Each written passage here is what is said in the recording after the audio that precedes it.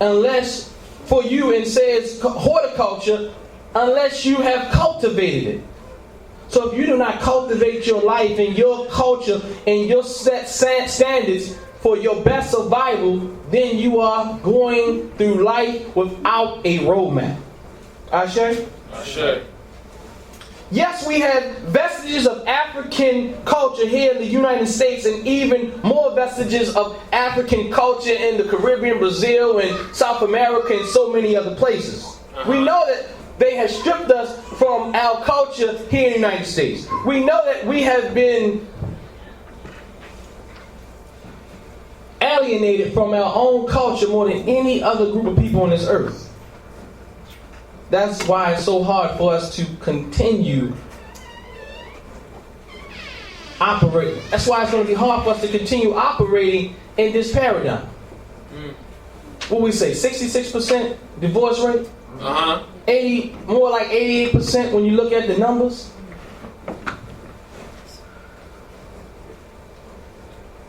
Every day there's assault on anything African. There's an all-out assault on anything African. They have significantly stripped us of our culture, which left us empty. When you strip someone of their culture, you leave them empty.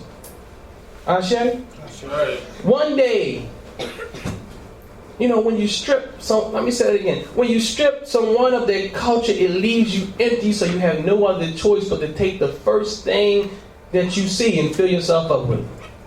It's like gas. I had a gas analogy one time. If you were low on gas,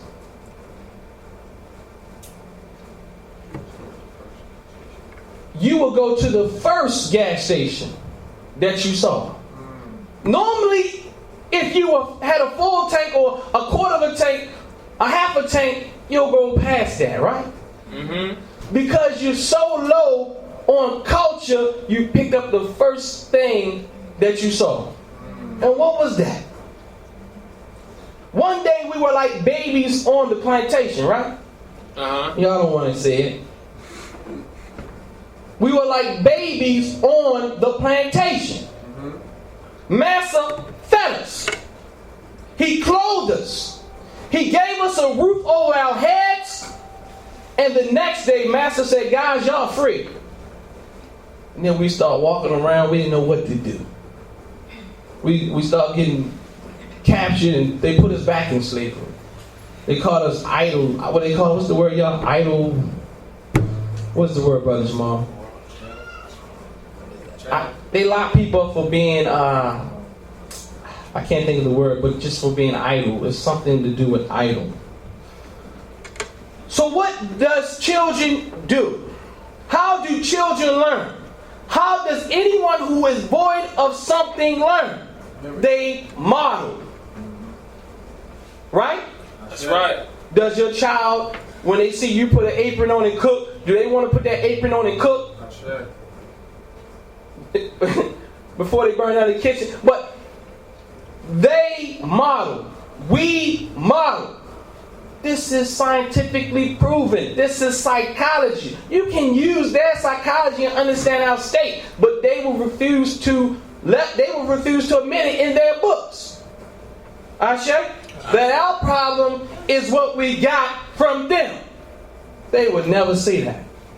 They want to know why our brothers and sisters out on the street corners killing each other, because they are modeling the society that they are in. Ashe? That's right. Deal with it, brother. They model what their parents do. Because we equated the success, or equated success with Massa and Madam Massa. We imitated or modeled what we thought was healthy relationship, what we thought was a healthy relationship. And guess what? We're still modeling them today. Not realizing that Massa and Madam Massa's ways of living was and still is poisonous to us as people. And it's not doing a great job for them either. They're in the 50% of divorce right now. Ashe? Sure. Do you know that by the year 1917, catch it. By the year 1917, 90% of African children were born in wedlock.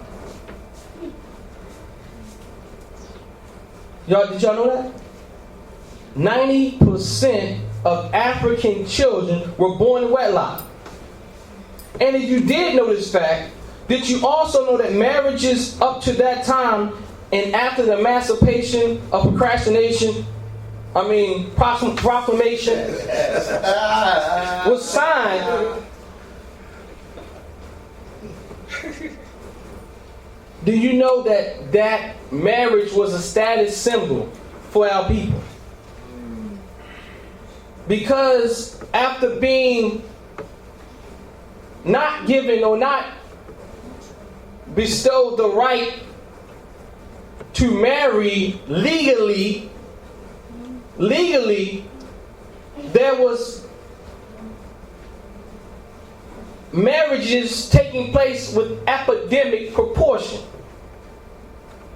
So what we did as children, mentally,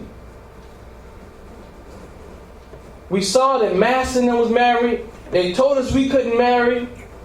And the first thing that most of us wanted to do was do what Master did. So why am I saying this?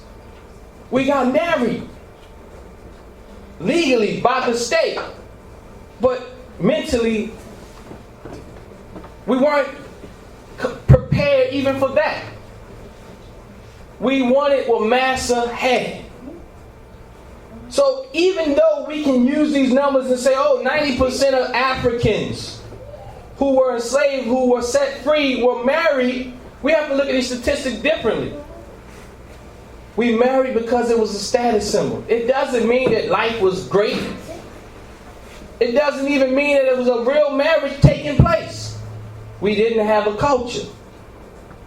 People always talk about the good old days. And as you study, as you research, as you listen to your elders, you will understand that those days never existed. You know what? Today you think things are hard. 3 years from now, you'll be like, they were the good old days. Y'all remember that, right? Y'all thought things was hard. It was hard. And then 5 years later, you remember all the good times. In those pictures, when you look at a picture, you know it's just like us last week. We went on a Black Genius trip. And I looked at this picture, and I saw we had some nice smiles on this picture. And when we look back at these pictures, we see these smiles. However, before we got up to take the picture, you should have saw the faces of the people when we asked them to get up. They were disgruntled. Those pictures are not the reality. Those pictures say, they were the good old days. We've been struggling for a long time. And we've been struggling because we have been void of our own culture. Ashe? Ashe. The culture that we are operating in, or better stated, the lack of culture that we are operating in, is that of European patriarchal society. We come from a matrilineal, and I want to be clear on that. Matrilineal or and I know y'all don't know this because y'all need to study. I'm not talking to y'all. I'm talking to YouTube. So what I'm saying is, patrilineal or matrilineal society. It didn't mean that one was over the other. Patrilineal, matrilineal, or whatever does not mean that the man is over the woman. It does not mean that the woman is over the man, that one is the God and one is not the God. It doesn't mean that. It means that your blood, that your inheritance and your family is passed on through your male or female bloodline. Simply that. That is a culture. These standards have been set forth by elders who said this is the way we think it best works for our culture, for our survival. Ashe? Right now we pass on names, that's about it. From our patrilineal side of our family, because this is the system that we got from Master again. I'm not saying that it didn't happen in Africa, because I'll be lying. And anybody who tells you that they didn't have a patrilineal system in Africa, they'll be lying to you. Or they lack research. You can go to Africa in Ghana and you will see that the northern and south part of Ghana, there's two different systems. Y'all catching me? You with you? And then some may say, well, that's after what is called, y'all? Colonization. But no, this is before colonization has happened. You know, you can even, I mean, what's funny is you can go back and you can see it. Sure? History will tell us that people will never be able to free themselves from the same system that oppressed them. What was healthy for master and madam master can never be truly healthy in an African relationship or union. Europeans are built to survive. I often talk about how Europeans are built to survive in disorder, chaos, decadence, and decay. They live like a cancer. We spoke about that earlier. And we just happen to be that organism that sustains the longest with European domination. Everybody else dies off really quickly. They brought us here because of that fact. Because anybody else who came in contact with them 2 days later, they were sick and dying.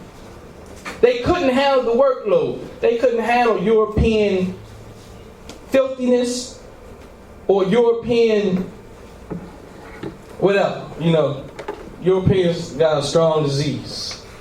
Like that. The Europeans themselves talk about the good old days when relationships and unions were strong, when women knew their places and men could do whatever they wanted to do as long as if they were taking care of home. Well, I am here today again to tell you that those good old days, even between them, did not exist. European men have always looked at their woman as being weak, frail, and in the way. Catch it. In the way, because when you come from a harsh environment such as the Europeans do, a cold environment, an environment where you have to fight over cockroach for dinner because animals are even hiding, they're hibernating, where plants cannot grow, where you don't have any spices, is between you and her. And you're going to knock her out the way. She ain't at the job. Talks about the northern and the southern cradle. We come from the southern cradle where things were plentiful. Where our women were not seen as weak or frail. Where we work together. But when you understand where these people come from, then you understand why they treat their woman the way that they treat them. You understand why in the Bible the woman does everything bad. She can do nothing good. Why there's rules that are applicable to the woman that is not applicable to the male. We don't have same standards in European culture or lack of culture. Mm-hmm. The male can pretty much do exactly what he wants to do, even in religion. Even in Christianity. A woman is not supposed to force her man to come into the house. She's supposed to live as a Christian.